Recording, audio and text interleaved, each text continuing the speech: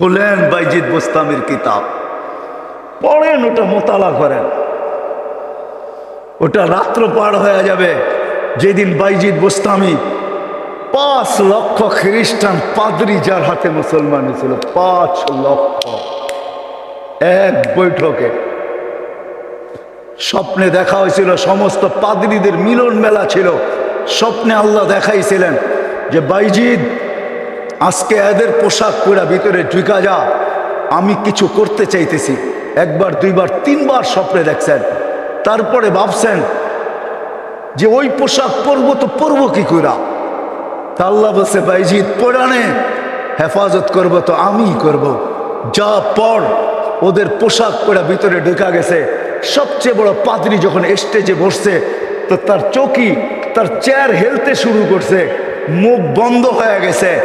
তো বাইজিদের সমস্ত পাদ্রীরা বলছে আপনি আমাদের পোপ, আপনি আমাদের বড়, আপনার থেকে আমরা জ্ঞান পাই, আমাদের ভিতর আলোকিত হয়, আপনি মুখ দিয়া কথা খোলেন না কেন, বলেন না কেন? তো পাদ্রী বলতেছে বলবো তো বলবো কি করে, এখানে একজন মোহাম্মদী আছে। বলবো তো বলবো কি করে, এখানে একজন মোহাম্মদী বসে আছে, যার কারণে আমার চেয়ার হেলতেছে, আমার মুখ বন্ধ হয়ে আসতেছে। সমস্ত পাদ্রীরা বলছে দেখা দেন, গর্দান উড়াইয়া দিব এক্ষণ। বলছে না, জুরুম আসছে বিদায় এটা কোনো দোষণীয় না, এই জন্য গর্দান উড়াইয়া দিবে, এটা হয় না। আমি একে পরীক্ষা করব, যদি এ পাশ করে তাহলে ছেড়া দিব, আর যদি পাশ না করে তাহলে আর গর্দান উড়াইয়া দিব। 62টা প্রশ্ন করছিলেন, 62টা। কয়টা? কয়টা? কয়টা? 62টা বলার সময় আমার কাছে নাই, একটা বুঝলাম 62টার ভিতরে। বলছিল কুকুর ঘেউঘের ভিতরে কি বলে। 62টা যখন পুরা বলা দিছেন তো জিজ্ঞাসা করছে আমি সত্য বলছি? তো পাদ্রী বলতেছিল সাদাক্তা, তুই সত্য বলছ। বলে তুমি 62টি প্রশ্ন করছো, আমি একটার জবাব, প্রত্যেকটার জবাব দিছি, আমি তোমাকে একটা প্রশ্ন করব, জবাব দিবে? বলে পড়ো, করো প্রশ্ন। বলে আকাশ আর জান্নাতের চাবি কি? আকাশ আর জান্নাতের চাবি কি? বড় পাদ্রী চুপ হয়ে বসে গেছে। 5 লক্ষ পাদ্রী ধরছে যে 62টার জবাব দিছে, আপনি একটার জবাব দিবেন না, তো দিবেন না কেন?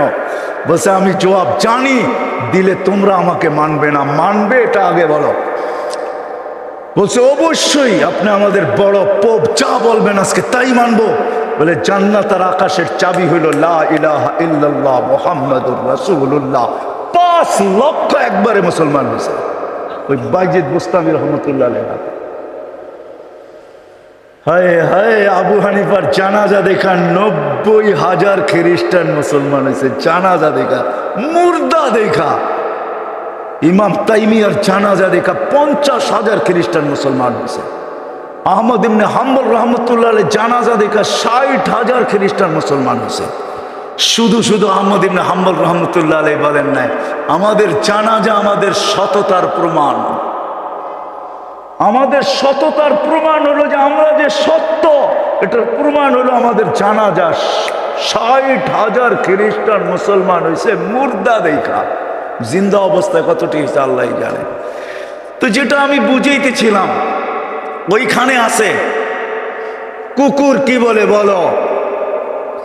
প্রথম শুরু করছে 1 বলো যেটার 2 নাই, 2 বলো যেটার 3 নাই, 3 বলো যেটার 4 নাই, 4 বলো যেটার 5 নাই, 5 বলো যেটার 6 নাই, 6 বলো যেটার 7 নাই। এরকম 62টা প্রশ্ন করছেন। 62টা প্রশ্নের জবাব দিছেন বাইজিদ বুস্তামি রহমতুল্লাহ আলাইহি। আর বাইজিদ এমনি হয় নাই। ওনার আব্বা ছিলেন না। কাহিনী আমি অন্যদিকে চলে যাব। আমরা তো ছেলে পেলেকে বানাইতে চাই না, মাও আজকে বানাইতে চায় না, বাপও বানাইতে চায় না। আমরা বানাইতে চাই দুনিয়ার এডুকেটেড। রাগ হয় না, পায়ে হাত পড়ি। আপনি সাধারণ শিক্ষায় শিক্ষিত করতে চান, ঠিক না? জেনারেল শিক্ষার মানে কি? ডিকশনারিতে কি লেখা আছে জেনারেলের অর্থ বলো? যারা কলেজে পড়ছেন, স্কুলে পড়ছেন, বলেন জেনারেলের অর্থ কি? সাধারণ। সাধারণ কোনোদিন গৌরবের বিষয় হয় না। সাহাবাদের কাছে অসাধারণ ছিল, এই জন্যই তো ম্যাককে অনুগত্য করতে পারতেন। এই জন্যই সমুদ্রের উপর দিয়ে ঘোড়া দৌড়াইতে পারতেন। এই জন্যই তার বিহীন, প্রযুক্তিবিহীন 3000 কিলোমিটার দূরে কথা বলতে পারতেন, পাহাড় দেখাইতে পারতেন। সারিয়াতাল জাবাল, অসাধারণ বিদ্যা এরা বিদ্বান ছিল। আমরা তো সাধারণ বিদ্বান হই, গৌরবের আর শেষ থাকে না। আমরা এডুকেটেড, আমরা জেনারেল শিক্ষায় শিক্ষিত। রাগ হয়ে যাবেন? একটা উদাহরণ দিই। আমাদের অবস্থা এরকম, এক ব্যক্তি জাপান থেকে গাড়ি কিনে আনছে, তো গাড়ির 3 দিকে জাপানি ভাষায় বড় বড় অক্ষরে লেখা। তো সে মনে করছে অনেক কিছু ভালো কথা লেখা হবে, বিদায় এটা কিনার পরে আর মুছে নাই, না মুছেই চালাইতেছে, লেখাটা আর মুছে নাই। একটা ক্রেডিটও তো আছে, ঠিক না? সামনের গ্লাসে তো লেখা যায় না, 3 দিকে লেখা, এটা চালাইতেছে। তো কোনো জাপানিজ আসছে বাংলাদেশে, তো ও আরেক গাড়ি দিয়া যাইতেছে, তো দেখতেছে ওই লেখা গাড়িটা সামনে দিয়া যাইতেছে, 3 দিকেই লেখা। তো মুস্কি মুস্কি হাসতেছে। তর্জমান জিজ্ঞাসা করতেছে, তুই হাসিস কেন? কই সামনের গাড়িটা দিকে হাসি। কই কেন, কি এটার ভিতরে? কই যে 3 দিকেই তো লেখা, ও মুছে নাই কেন এটা? তা তো বলতে পারবো না, ও এটাকে ক্রেডিট মনে করছে, জাপান থেকে লেখা আসছে, এত সুন্দর লেখা, এটা মুছার আর কি দরকার? আমি চালাই না, আমার মতো লেখাওয়ালা গাড়ি তো বাংলাদেশে একটাও নাই, ঠিক না? একটা বাবতও আছে, ঠিক না? পৃথকত্ব তো আছে আমার একটা। তো বলে যে এইটা দেখে হাসতেছি কেন জানিস? এই গাড়ির ভিতরে লেখা আছে তরকারি বেচার গাড়ি। কি লেখা আছে? পিছনেও লেখা তরকারি বেচার গাড়ি, ডাইনেও লেখা তরকারি বেচার গাড়ি, বামেও লেখা তরকারি বেচার গাড়ি। খালি সামনের গ্লাসে লিখতে পারে না, তাইলে লুকিং নষ্ট হয়ে যাবে, কেমনে দেখবে আর কেমনে চালাবে। আমরা আজকে সাধারণ শিক্ষায় শিক্ষিত হয়ে আমরাও গৌরব করতেছি, আমরা বড় এডুকেটেড। সাহাবা অসাধারণ শিক্ষায় শিক্ষিত ছিল। এটা আমার বোঝানোর ইচ্ছা না। বাইজিদ বুস্তামি রহমতুল্লাহ আলাইহ মার কোরবানির কারণে উনি বাইজিদ হয়েছেন। ওই কাহিনীর দিকে নিয়ে যেতে চাই না আপনাদেরকে, আমার হাতেও সময় নাই যে আমি ওই দিকে নিয়ে যাব। ওনার ছোট বয়সে বাপ মারা গেছে, মা পরের বাড়িতে কাজ করতেন। 2 দিন পরে ভাবছেন, আমি যদি এইভাবে ছেলেটাকে কোথাও না দিতে পারি তাইলে আমার ছেলেটা হারায়া যাবে। আমি তো মা পরের বাড়িতে কাজ করি। খুঁজতে খুঁজতে এক আল্লাহওয়ালার সন্ধান পাইছেন। মানুষ বলছে ওই আলেম ওইখানে আছে, আল্লাহওয়ালা ও আলেমও যদি তোমার ছেলেটাকে নেয় বা তুমি যদি দিয়ে আসতে পারো, তাইলে হয়তো তোমার ছেলে মানুষ হয়ে বাহির হবে। যে হাতে পায়ে ধরছেন, আমি বিধবা, আমার কোনো সন্তান নাই, স্বামী নাই, আমি পরের বাড়িতে কাজ করি, আমি চাই আমার ছেলেটা মানুষ হোক, আল্লাহওয়ালা হোক, দিনদার হোক, আল্লাহর এলেমওয়ালা হোক, আপনাদের মতো আলেম হোক, আপনি দয়া করে আমার ছেলেটাকে রাখেন। শাইখ রাজি হয়েছে, মা শর্ত দিছে, আপনি আমার ছেলেকে ওই দিন পর্যন্ত বাড়িতে পাঠাইতে পারবেন না যতদিন পর্যন্ত আপনার মতো না বানায় দেন। শাইখ অঙ্গীকারবদ্ধ হয়েছেন যে আমি পাঠাবো না যতদিন পর্যন্ত আমার মতো বড় না বানায় দেই। 2-4 দিন পরে মাস গেছে, 2-4 মাস পরে বাইজিদ কাঁদতে শুরু করছে যে সবার বাবা আসে, মা আসে, আমার মা তো পরের বাড়িতে কাজ করে, আমার মা তো আসে না। ও শাইখ আমাকে একটু মাকে দেখতে দেন না। তো শাইখ বলছে, তোমার মার সাথে আমি ওয়াদাবদ্ধ, আমার মতো না বানানো ব্যতীত তোমাকে পাঠাবো না। বলছে না, আমি মাকে দেখতেই চাই।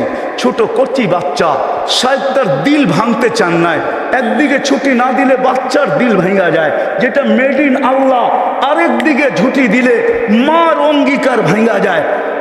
শাইখ তখন বলছেন, বেটা ছুটি দিতে পারি, এতগুলো সবক যদি তুই আজকে আমাকে শুনাইতে পারিস, কোরআনের এতটুকু যদি মুখস্থ শুনাইতে পারিস। বাইজিদ বুস্তামি কোরআন নিছেন, হাত উঠায় দিছেন, মালিক মাকেই তো দেখতে যাব, কোরআন তো দিলের ভেতরে তুই জমায়া দিবি, তুই না দিলে তো আমি মুখস্থ করতে পারবো না। চোখের পানি, কচির ঠোঁটের পানি ছেড়া দিয়া বাইজিদ যখন হাত তুলছেন, পৃষ্ঠা উল্টাইতে ছিল কথা। কোরআন যেন ভিতরে যেরকম আমরা আমাদের মোবাইলের ভিতরে নেই, ব্লুটুথের মাধ্যমে, শেয়ার হিটের মাধ্যমে, হোয়াটসঅ্যাপের মাধ্যমে সে পৃষ্ঠা উল্টাইতে ছিল, কোরআন তার ভিতরে গাঁথতে ছিল।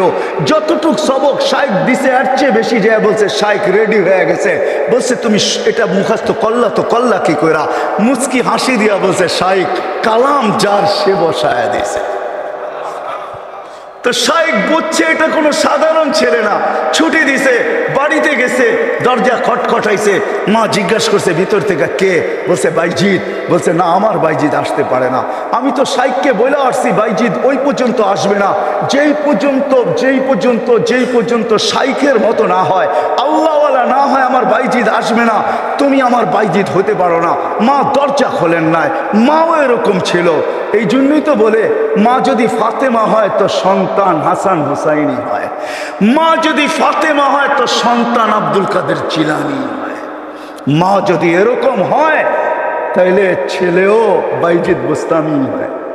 বাইজিৎ ফিরে আসছে, এসে বলছে শাইখ আমাকে আর ছুটি দিবেন না। আম্মা দরজা খোলেন নাই। আম্মা মানতেই রাজি ছিল না যে আমি ওনার বাইজিৎ। একাধারে যখন 1 বছর 2 বছর 12 বছর কেটে গেছে, তার পড়া কমপ্লিট হয়ে গেছে। 18 বছর বয়সে যখন শাইখ বাইজিৎ বুস্তামি উপনীত হয়েছেন, পড়া কমপ্লিট, রাত্রে তাহাজ্জুদ পড়তেছেন, সেজদায় যখন কাঁদতেছেন, পড়া কাঁদতেছে, শাইখ ঘুমাইতেছে, আল্লাহ রসুল স্বপ্নে আসছেন। আর আয়েশা বলতেছে ওঠো বাইজিৎকের কাছে যাও, তোমার মাথার পাগড়ি বাইজিৎকে পড়াও, আমরা বেলায়েতের পাগড়ি বাইজিৎকে আজকে পড়াইতে চাই। বাইজিৎকে বলো সে যেন কাজ যায় শুরু করে।